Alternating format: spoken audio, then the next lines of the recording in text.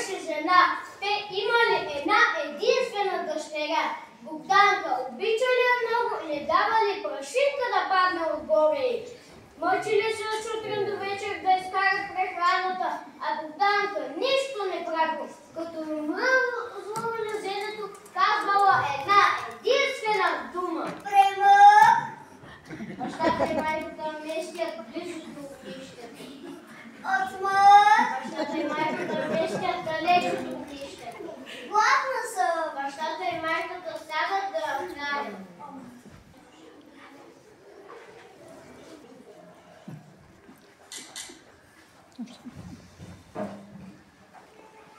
Расна Богданка, хубава мома порасна, стана мома за женене, от държави дойдоха да я искат. Кой шука? Ние сме. Кои се вие? От държави сме. Чухме, че имате хубава мома за женене, дойдохме да я искаме. Имаме, Богданка се казва. Влезте, заповядайте. Дай жено да почерпим сватове, добре може.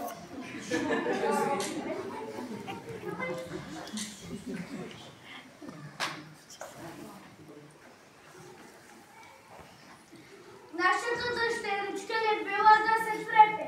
Тя не е научена да работи. Не им давайте метлата, къщата и двора да помета, защото ще се напръши от тях.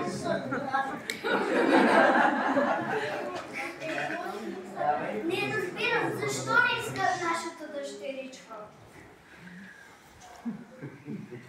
Детето ни е хубаво, мило, виж как сладко спинка. Ще дойдат и още сватове. Дано, мъжа, дано. Не мина много време и още сватове дойдоха да искат Богданка. Кой чуха? Ние сме. Кои се вие? Подижави сме. Чухме, че имате хубава мома за женене, дойдохме да я искаме. Имаме, Богданка се казва. Влезте, заповядайте. Даже не да почерпим новече сватове. Добре, мъжа.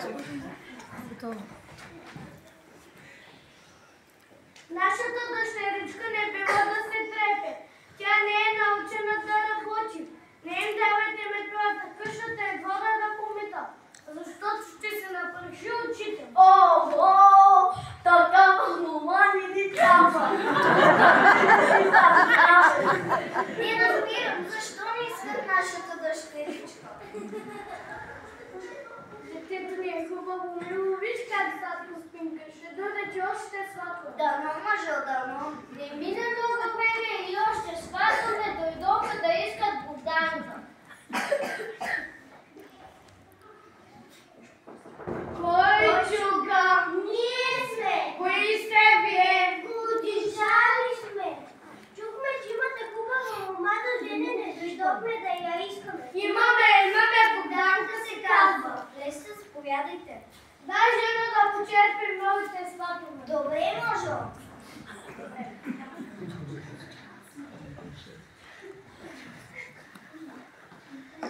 Нашата дъщеричка не бива да се трепи. Тя не е научена да работи. Не им давайте метлата, къщата и двора да помета, защото ще се напръши очите. Не им давайте ментите, вода от кладенеца да носи, защото нейното рамо е крепко и не е научено да носи тежки неща. Слагайте и кисина възглавичка докато спи, защото тя е свикнала да спи на мекичко. Тъкмо като замезена ще си седим като гълъб и гълъбица на ръце се носи. Не им казвайте лоши думи, защото нейните очи не са свикнали да слушат лоши думи. Тъкмо като замезена, дайте ми.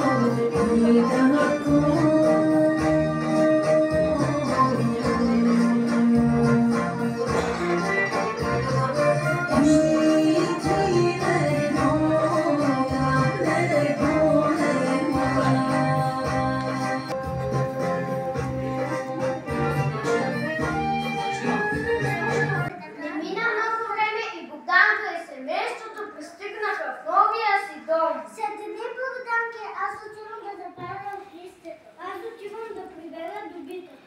Аз ще сготвя вечерята. Каква чевръста жена е тая, моята свекърва. Добър живот ще живея тук. Хайде да лягаме да спим, че работа ни чака утре. Хайде ставайте, че работа ни чака.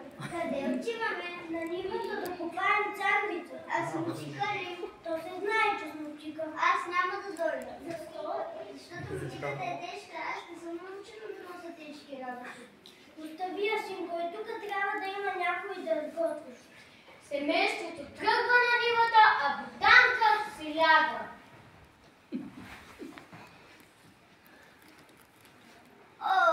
Гладна съм. Какво има за обяд?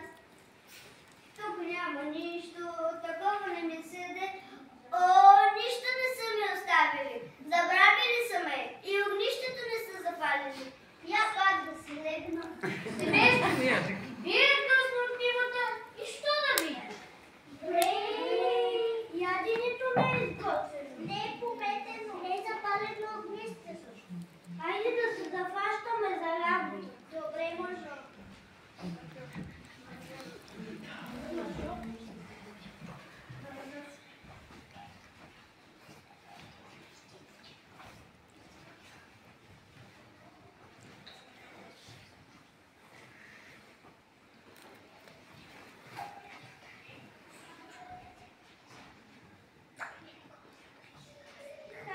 Хайде сядете на масата, готово е.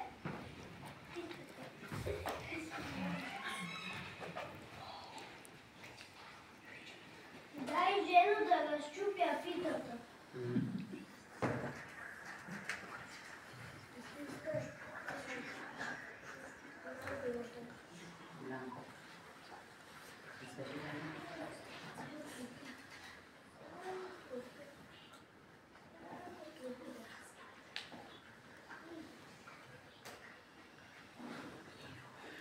Ама Богданка, тя не е гладна. Който ми работи, той не е гладен. Премък! Премък! Премък! Отмък! Отмък! Отмък! Никой не обръща внимание на Богданка и тя сама се мести по-далеч от огнището. Айде да лягаме да спим. Ти работа ли чака?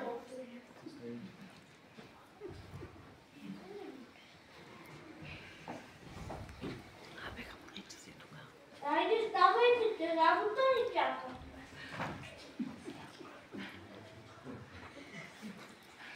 Семейството тръгва на нивата, а Богданка се захваща за работа.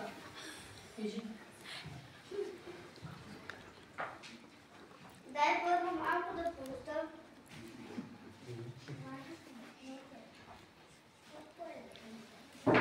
И яденето сготвя.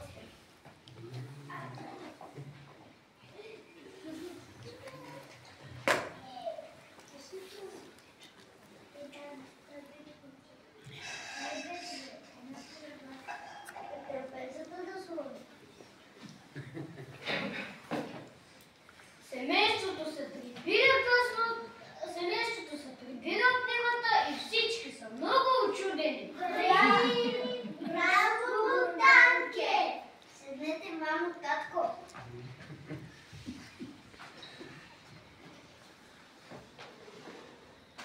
Татко, вземи разчупи питата.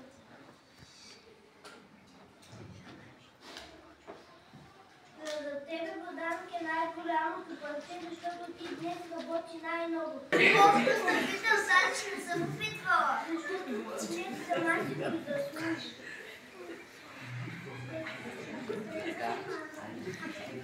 Чукайте на плаката, чукайте.